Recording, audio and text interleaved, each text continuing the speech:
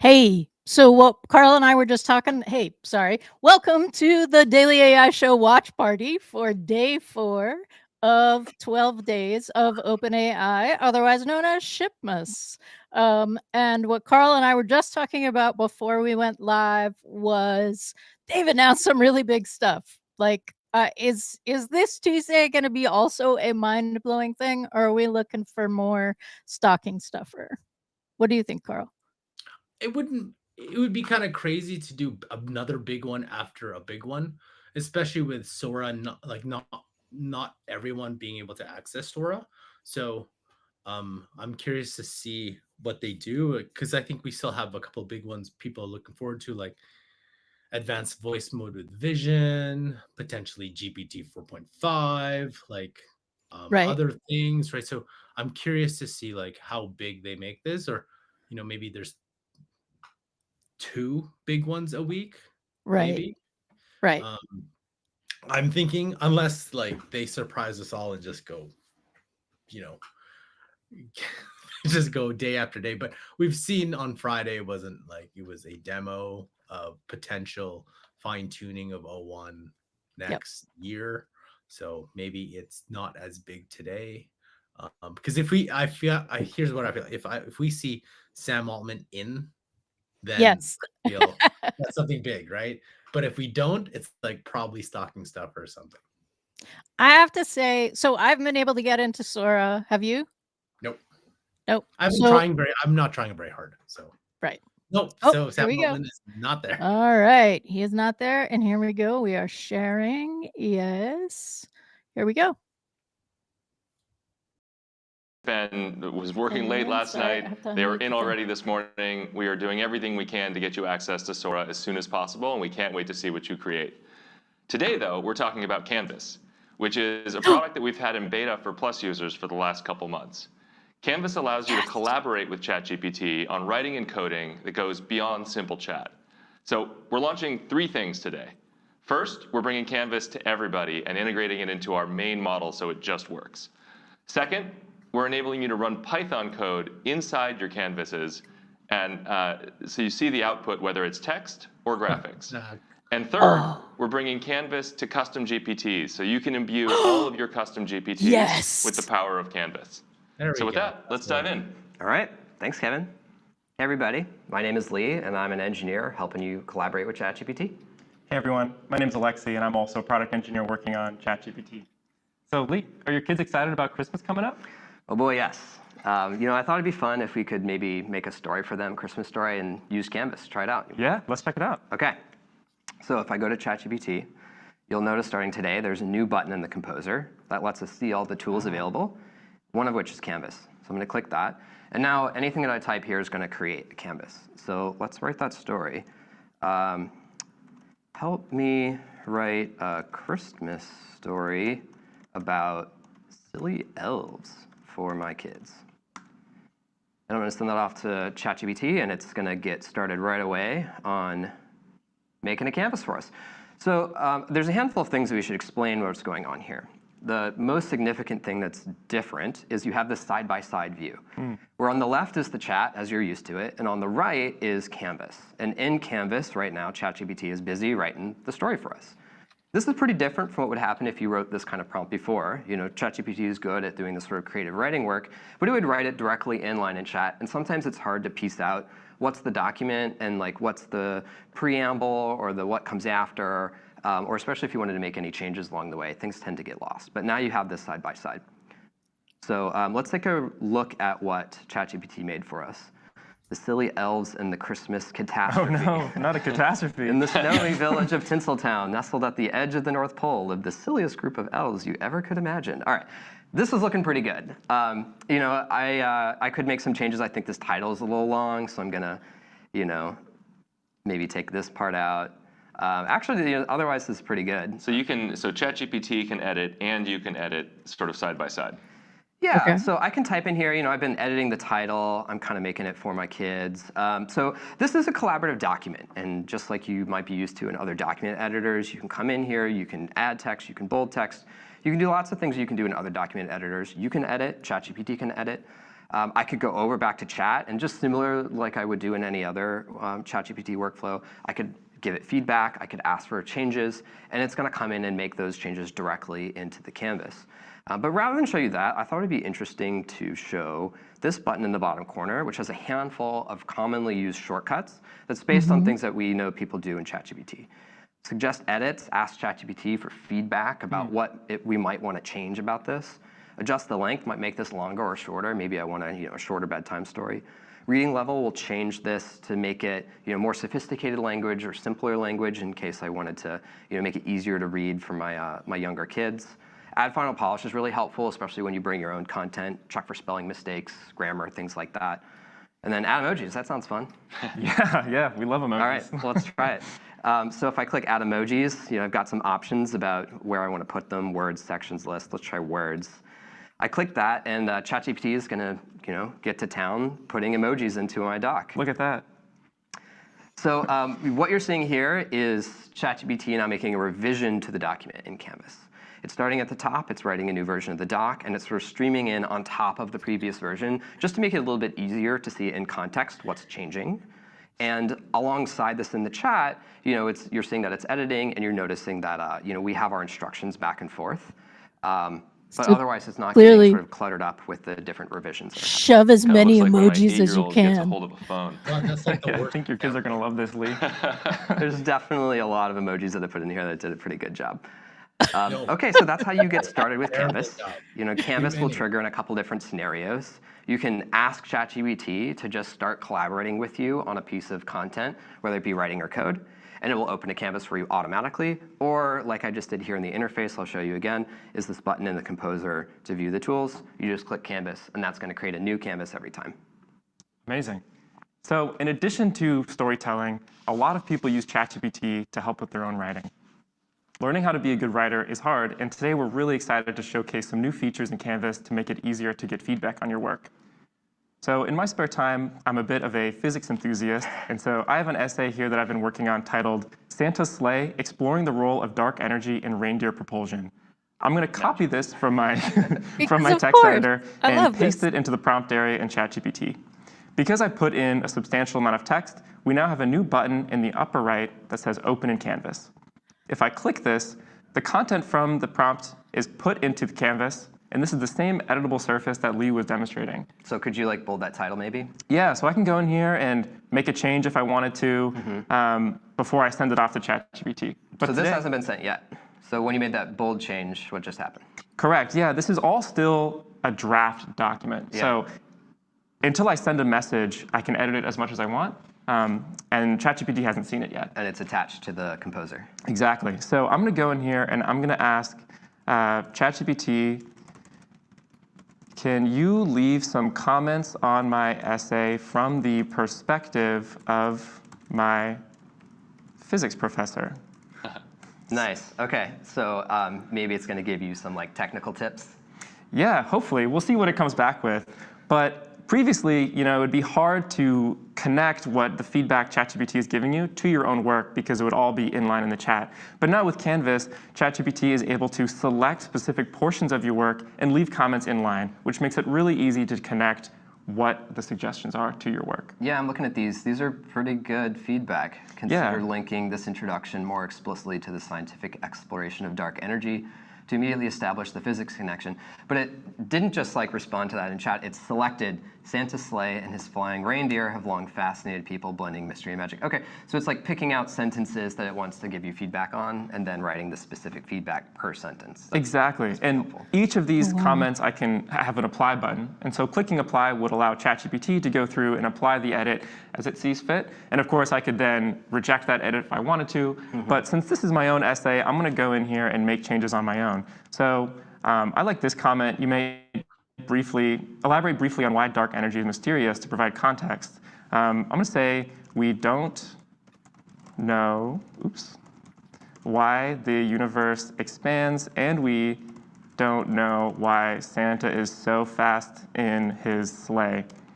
I'm curious about these.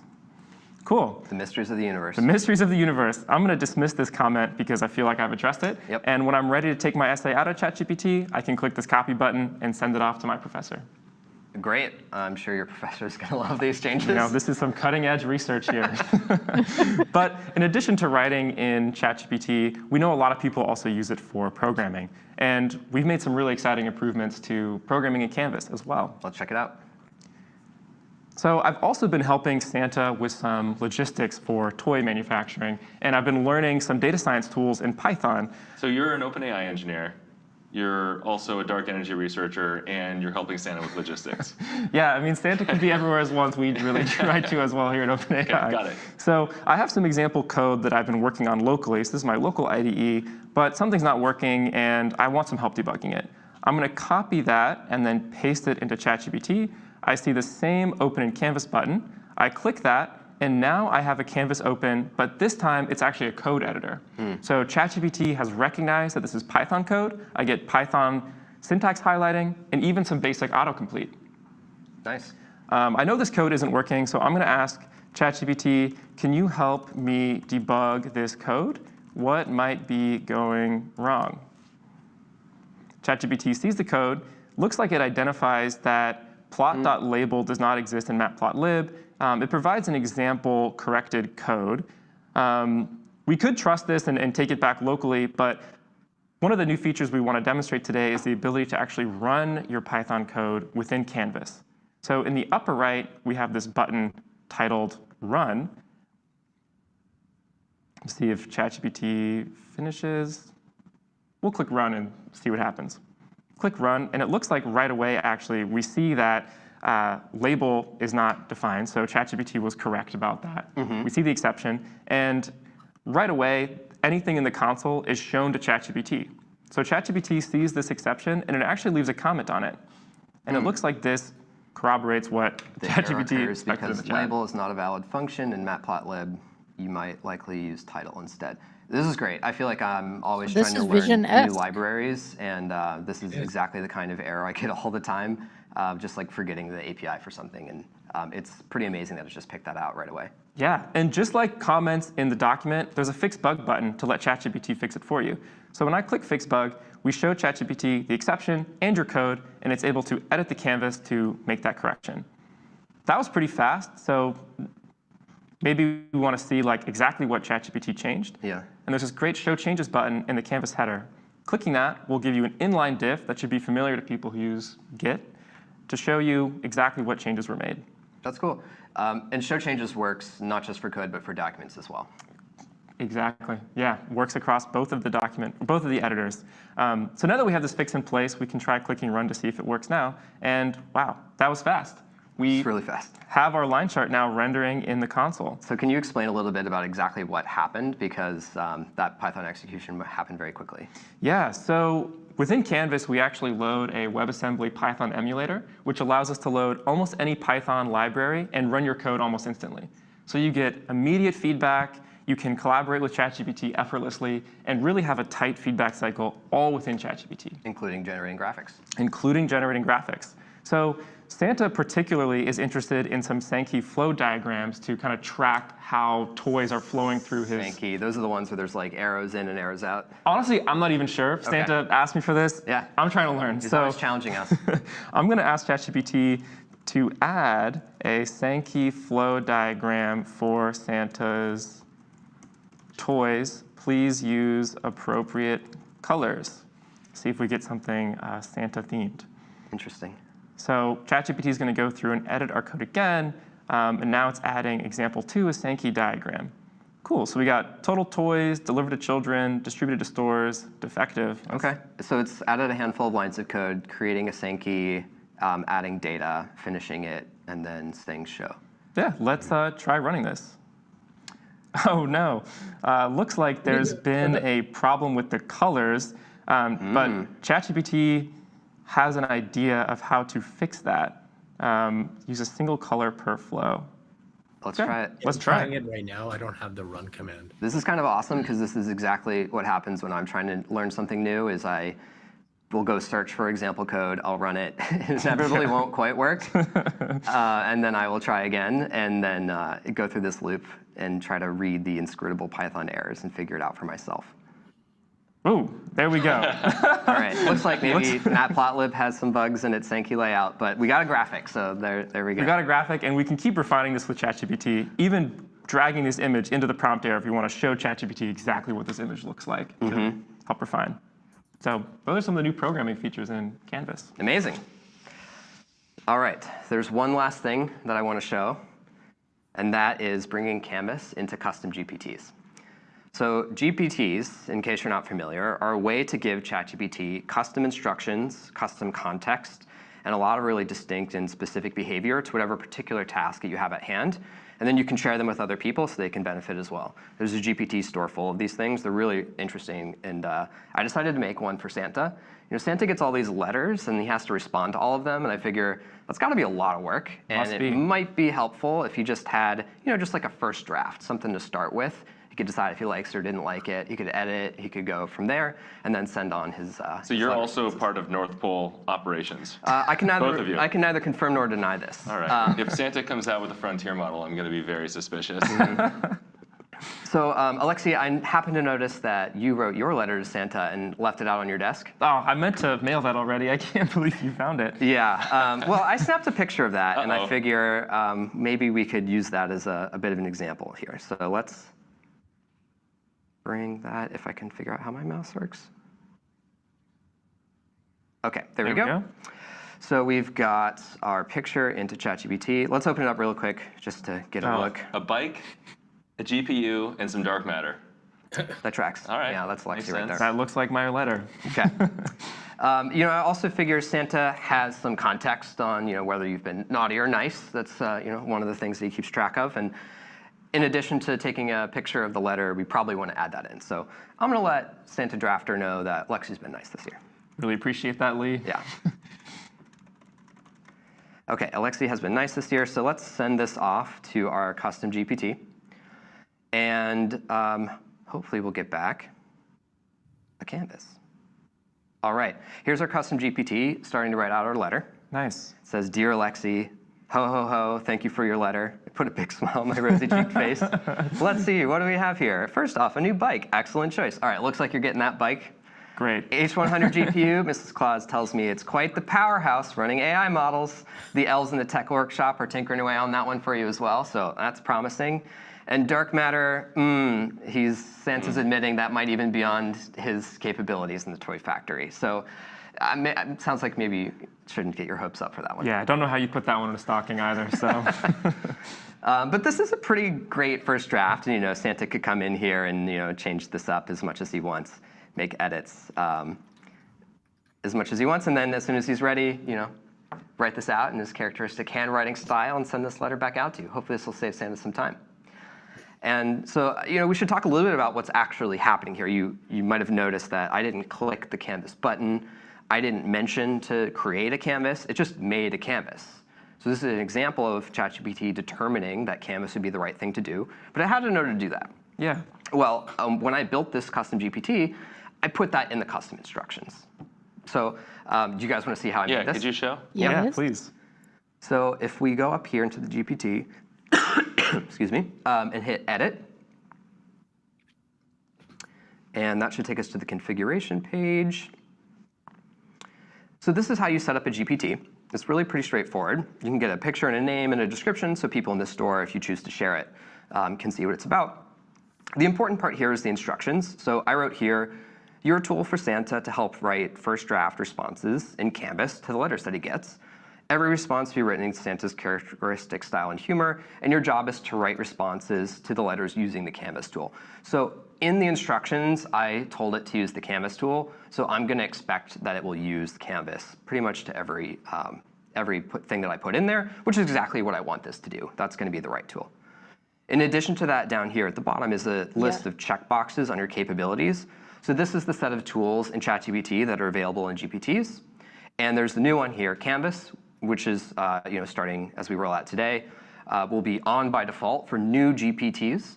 Existing GPTs, we're going to leave this off. That way we don't disrupt the behavior of any existing GPTs that people have created. But if you want to add Canvas to your existing GPT, very easy to do that. You just go into this configuration screen. You'll see that checkbox, and you can check it. And then you'll have Canvas available in your GPT. Amazing. Yeah.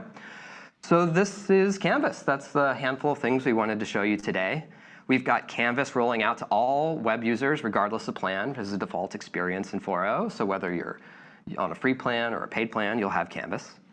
We've got using your own content in ChatGPT, or using your own content in Canvas. We've got code execution, and we've got Canvas and custom GPTs.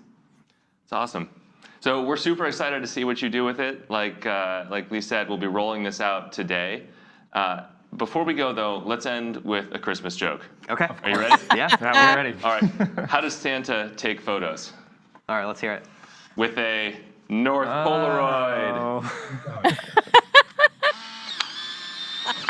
All right. See you tomorrow, everybody.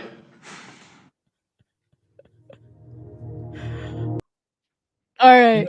You know what's fun? The moment I heard him say the custom GPTs would have to be, the new ones, I was like, Yeah. I immediately thought of Brian, like how many he has to rebuild. Right. That require that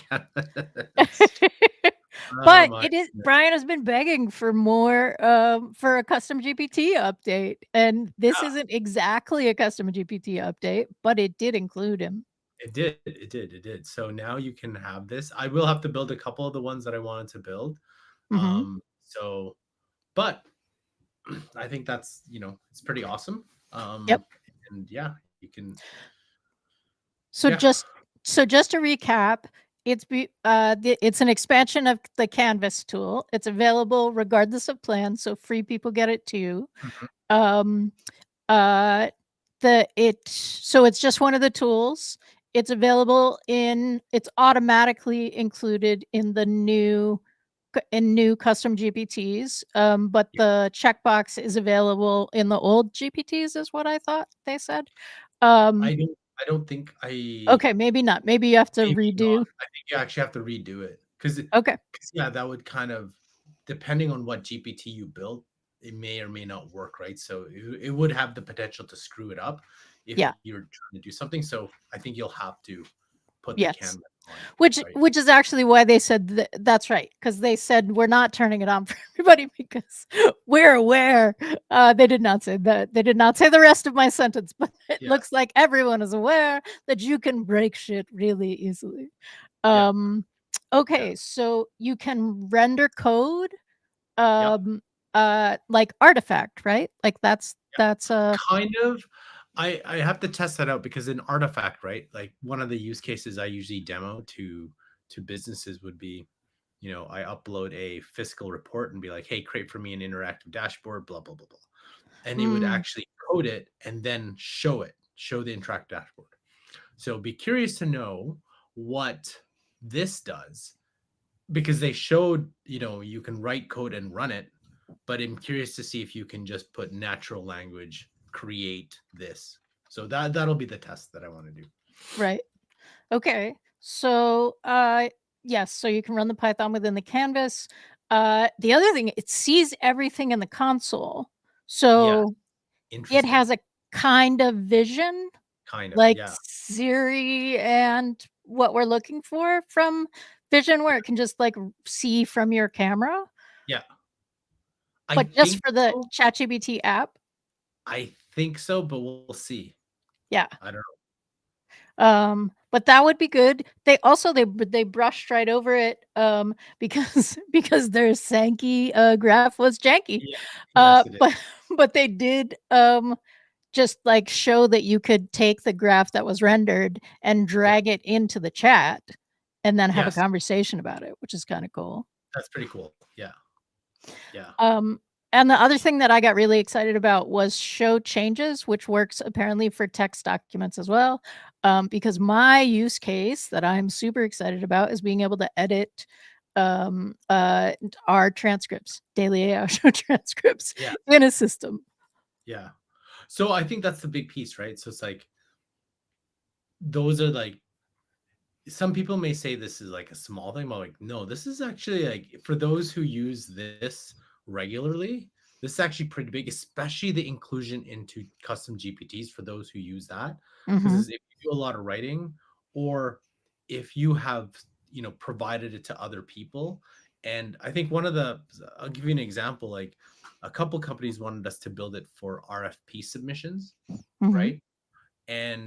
But obviously you can't like, it'll create for you the response to the RFP, but you'll have to keep, playing around with it. What you could do now is just edit it directly, Mhm. right? And then output the thing. So, yeah, though that's kind of neat. So, yeah, I'm a couple of my clients. I'm gonna send it to rebuild it and just copy paste, the code and all that kind of stuff, so to see what that looks like. So I'm curious to know. I'm assuming this is probably going to be much faster rollout than Sora. Right. Here's my bet for Sora too. What is the over under, Beth, that you and I will get Sora by end of the week, By Friday? by Friday? Mm. I'm going to say that we will get it, Yeah. and that the number of generations will be temporarily greatly reduced. Because I think Maybe. they want to change the narrative that, like, Sora was, like, made available, and then, no one could get in. So I think they'll let us in, but it'll be, Maybe. like, Uh, Udio did that when they first came out. They're like, "Oh, cool.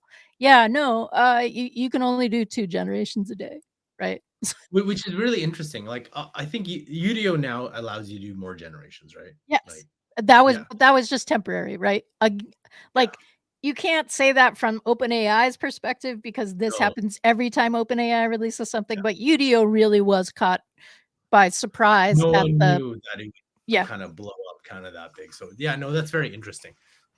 yeah. And don't you kind of expect it now with OpenAI? Like, "Yay, this is amazing. When are we gonna get it? Well, I usually got it. When can I use it?" the expectation usually is, I think with O1, you kind of knew that day everyone would Mhm. probably get it that day or next day. But I think like all this other stuff with Sora, I knew right away. I was like, I'm not even gonna touch this for like a week and a half, 2 weeks, and just let it do its thing. Yeah, I'm curious to see. Same thing. I'm curious about advanced voice mode with vision. Yep. That is to me that where I get excited about, and And we that's think it's another thing. coming. We think it's coming. The red teamer guy thinks it's coming. 'Cause why So would you do the 60 minutes episode and then be like, exactly. Why would you do no." that? Right? That's a Google play. That's more of a Google play to do that. That kind of stuff, right? You wouldn't do the 60 minutes. So maybe the earliest is tomorrow. Maybe it's on Thursday. So I don't know. Like to me, the big things are GPT 4.5, advanced voice mode with vision, and then maybe, just maybe, like a demo of operator. Well, Like don't we have to teasing. get an update for DALL-E too? I mean, like, you could just give us, like, a new point 5 or something with DALL-E? Probably. I just think like to me, whatever OpenAI releases with image generation, I'm not sure like they can compete with like a Midjourney, a Flux, or even True. what's Recraft? That's the leaderboard now, right? So, and it's not in their wheelhouse, but I think, don't you think, Beth, though, that like advanced voice mode with vision, Sora, yes, it's fun for us to use it, but it's more so for them, because we were talking about AGI and how I remember Noah Brown was talking about this, Sam Altman was talking about this, piecing together all the individual parts to form AGI. So it's like every single piece still needs to happen. And then once you put them together, so O1 and GPT models and O1 models are eventually supposed to come together. Right. Then you add the voice and the vision together. Then you add video capability together, right? Mhm. So I'm assuming all these things eventually the challenge will be merging them all together. But Right. individually, these are all the components for essentially AGI. So to me, Right. that's kind of interesting. And a true virtual employee, right? Yes, I can see, So hear, talk to, right? All the kind sketch of, for you, here we go. I've got, yeah, like, can you give me yeah, a visual about it? Like, add yeah, some data to that. I mean, yeah, that kind of virtual employee, I think, would be really exciting. And correct. I wanna I want to call out Justin talking about he got in Sora yesterday, but he was scared to use the credits. And that is also very real, right? Because you only get 50 credits a month. So what are you going to do with them? And I feel like as we go toward more virtual employees, we're going to have a little bit of that scenario too, where we're like, wow, you can see, talk to me, right? Like render code, do all of this stuff. I no longer know, like, hi, give me some ideas. So Yeah. it may be that it's good that we're ramping up because I'm not sure we're ready for the end result. I know what. I was talking about this yesterday with like a bunch of prospects, and I was saying, even though the technology is here, it'll take people and businesses still another 2, 3, 4, 5 years to adapt to it, because the underlying process of every single business is not AI first. It's whatever first that's in their industry. So Right. I think like the process will be, oh, let's bolt on AI. But I think the real big disruptors are the new companies Yes. that are built on this, not traditionally. I think they will have an easier time disrupting than an old company trying to reinvent themselves. Right. Because we have old, larger companies, because you just needed more people to do a task, right? To go through and do your business. And they're going to be trying to turn a large ship. And then we have tiny companies that can like move really quickly, can be really agile because there are so few people. And now few people can do what those larger companies are doing. The challenge, to a certain extent, is larger companies have historical knowledge that the smaller company may not have and may not be in the training data. But training data, as we talked about today, like there are some advances happening in training data. Also, that was Friday's announcement last week was something about training models. So there are a lot of moving pieces on this chessboard. Yes.